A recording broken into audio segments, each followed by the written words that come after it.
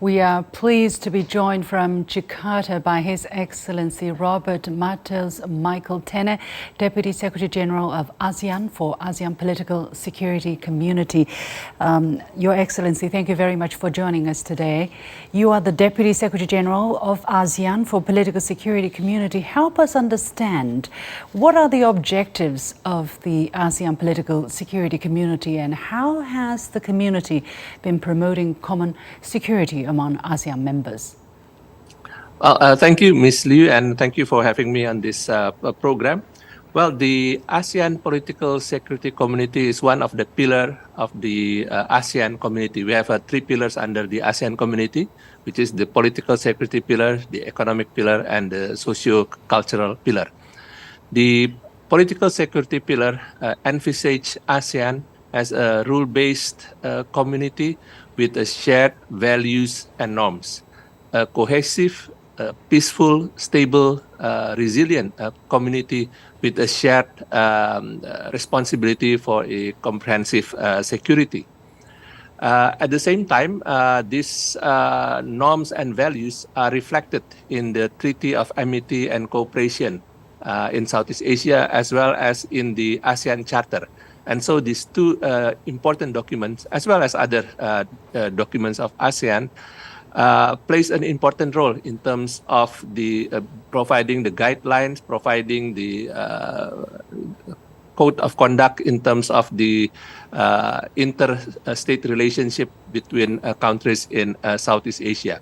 And we have been quite successful, as you know, because in the past, few decades, there are relative peace and security in Southeast Asia.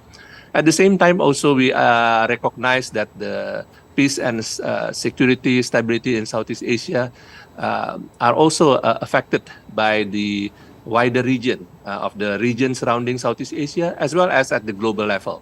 And therefore, ASEAN, throughout the years, we have developed several regional mechanisms in which we engage our partners, such as the ASEAN Regional Forum, the East Asia Summit, the ASEAN +3 mechanism. All these ASEAN-led mechanisms also allow us to engage with our partner to ensure peace and stability in our region. Of course, one of the most important partners of ASEAN would be China. And Chinese State Councilor and Foreign Minister Wang made a speech at the ASEAN Secretariat on July the 11th. He talked about China-ASEAN security cooperation for having been making steady progress with differences and disputes being effectively managed. From the ASEAN understanding, what kind of cooperation has the two sides undertaken on political and security affairs? We have had very good and very beneficial cooperation in the political and security area with China. China is a participant of the ASEAN-led mechanisms such as the East Asia Summit, as well as, of course, we have the ASEAN-China summit level and minister level in various sectors. ASEAN and China are also cooperation in terms of a defense area in which China is a member of the ASEAN Defense Ministers Plus mechanisms. And also the cooperation between ASEAN and China in the non-traditional security areas on transnational cooperation. So the security and political cooperation between ASEAN and China covers a wide-ranging areas. So this is a very good basis, and we will continue to strengthen our cooperation with China through the various mechanisms. And so far, the cooperation has been very beneficial in terms of strengthening mutual understanding, as well as in developing concrete cooperation in political and security areas. And going forward, I think the cooperation between China and ASEAN in the area of political and security will become more important. Not only for our region, but also in a wider region of the East Asia Let me veer off a little bit to the trade side, because trade is very important for China and for ASEAN. And currently, China and ASEAN are each other's largest trading partner, with trade volume soaring 100 times from 30 years ago. And two-way direct investment has also exceeded $300 billion. So, in your knowledge, what does close trade relationship mean for ASEAN-China partnership, and how does that possibly cement political security cooperation and dialogue? Yes, you are very correct. In the past 10 years, I think the trade flows between ASEAN and China has doubled. And as you mentioned, I think since 2020, both from ASEAN side, China become the largest trading partners of ASEAN. Likewise, from China side, ASEAN as a group become the largest trading partner of China.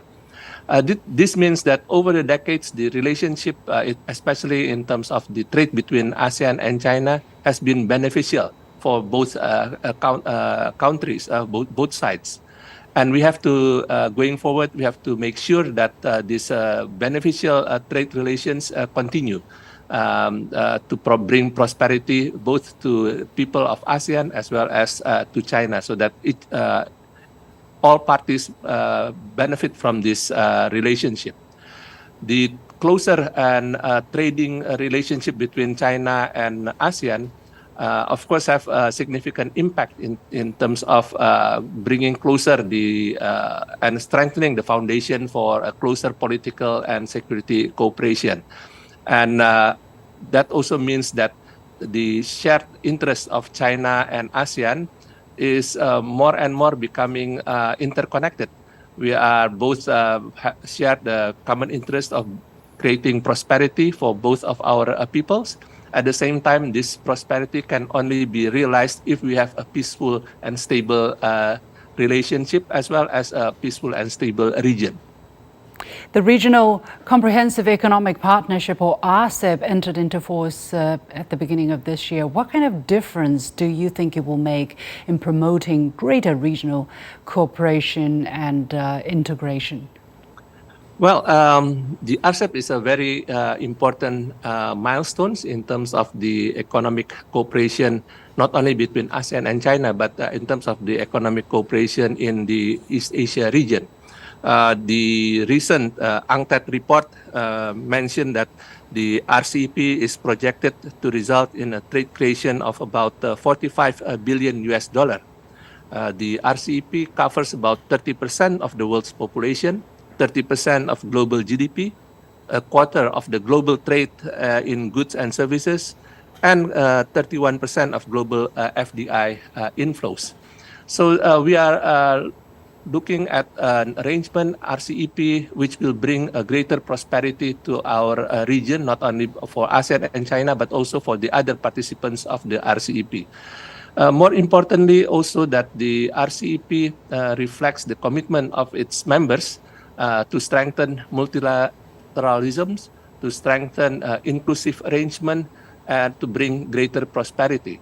The RCEP is not an exclusive arrangement. As you know, after coming into force, 18 months after that, the RCEP will be open for other countries to join. And I think given in the past few years, we have seen the difficult challenges, greater challenges in the trade relation among many important global players. We have seen the difficulties of making progress in the multilateral forum. I think the RCEP give a strong signal of the commitment of its members to continue strengthening the multilateral trade system, which is also open and inclusive. In May, ASEAN countries or leaders from ASEAN countries wrapped up a summit with the United States in America. How do you look at the U.S. pronounced intention not to shape China, but the strategic environment, or the environment that China finds itself in, as made clear by speeches by U.S. Secretary of State? Will ASEAN be able to maintain its independence and unity? Well, ASEAN developed cooperation with our partners, including with China, with US. Last year, if you recall, ASEAN and China's leaders agreed to enhance our relationship into a comprehensive strategic partnership, which reflect the highest political commitment by our leaders to continue not only to maintain or to strengthen the existing relations, but in fact to continue to enhance that relationship. Likewise, ASEAN also is pursuing closer cooperation with our other partners, including, of course, the United States.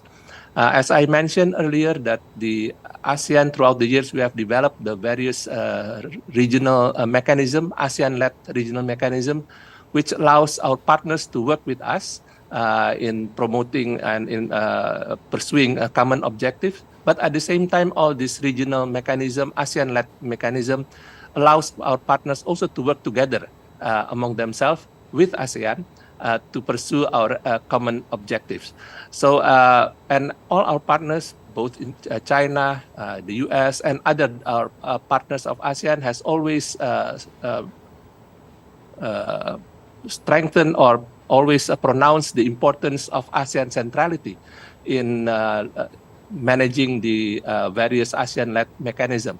So I think the fact that ASEAN continue to be playing a central role in managing the relationship of the various countries engaging in Southeast Asia through the existing ASEAN-led mechanism allows our partners to work together with ASEAN to make sure that Southeast Asia and the wider region surrounding Southeast Asia remain peaceful, stable, and prosperous, and beneficial to all parties.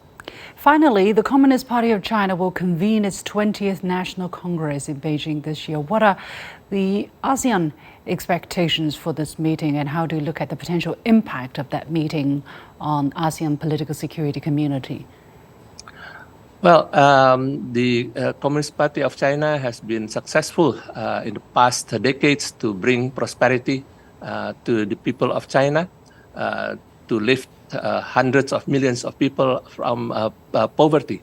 And going forward, I wish continuing success of the Communist Party of China in realizing in the aspiration of the Chinese people for a better life. And I'm sure that we all also agree that the prosperity of China will also have a big impact in the prosperity of the greater region, as well as for the global community. Thank you so much. It's been a pleasure to talk to you, sir. His Excellency Robert Matheus Michael Tene, Deputy Secretary General of ASEAN for Political Security Community.